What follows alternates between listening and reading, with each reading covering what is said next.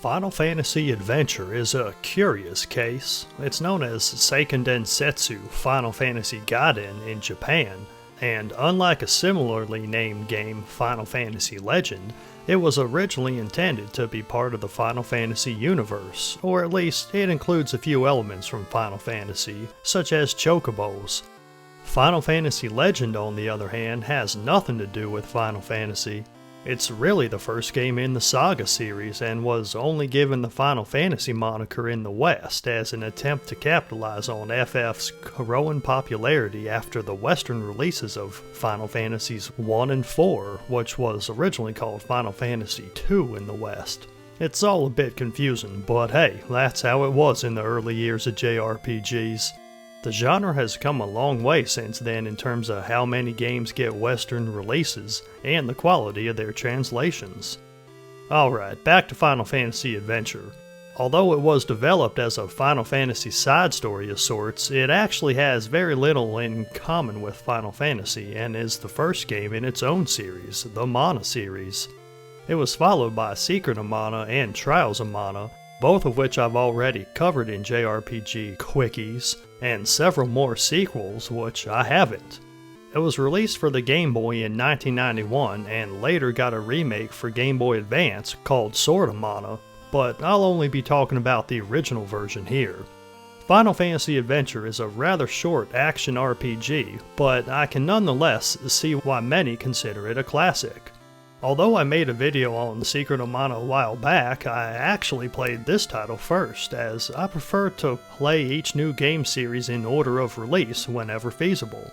I'm glad I made that choice, since Final Fantasy Adventure absolutely holds up today and is a joy to play.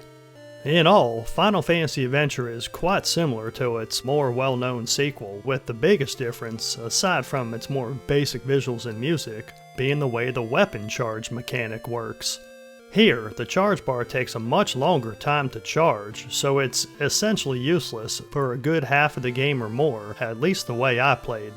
Normal attacks in Final Fantasy Adventure deal plenty of damage to get you through most combat situations, which is a stark contrast to Secret of Mana, where normal attacks are next to useless, and you almost always want to wait for a full charge in that game. In Final Fantasy Adventure, that's just not feasible until you're leveled up enough to where the bar charges at a quick rate, and I didn't find myself using charge attacks much until the very end of the game. So, after playing Final Fantasy Adventure, it was a shock the first time I picked up Secret of Mana, as I'd grown to enjoy the way Adventure's combat system works, and I almost wish they had kept it the same. While both systems are fun in their own right, I prefer Adventure's mechanics just a bit more. It forces you to attack more quickly and more often, making for faster-paced hack-and-slash style combat as compared to the careful, timing-based approach required in almost all fights in Secret of Mana, until magic becomes broken in that game anyway. Thankfully, unlike in Secret of Mana, magic in Final Fantasy Adventure is not overpowered, but it's still often useful, and I found the balance to be, frankly, sublime. This is a great combat system, and I wish there were more games like it. I mentioned the music and visuals are more basic, but that's not a detriment. Not for me anyway. I love the look and feel of classic games. Final Fantasy Adventure's music is great, and fits the game perfectly while playing it, especially that title theme.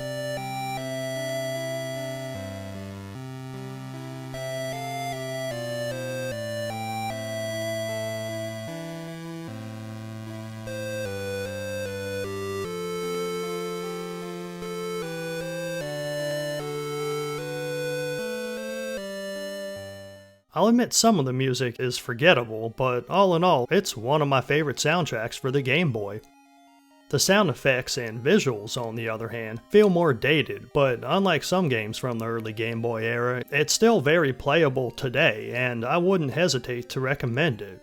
Truly, it feels like it could have been released today with how fast and fluid the combat and controls are, which is not something I can say about Secret of Mana, and especially not about Trials of Mana.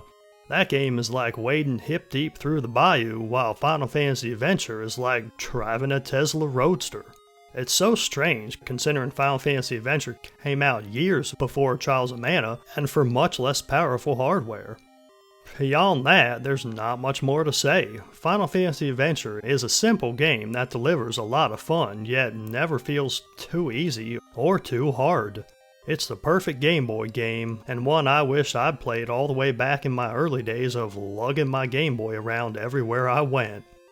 Thanks for watching this JRPG Quickie. Be sure to leave a like, comment if you want, and subscribe for more videos about JRPGs.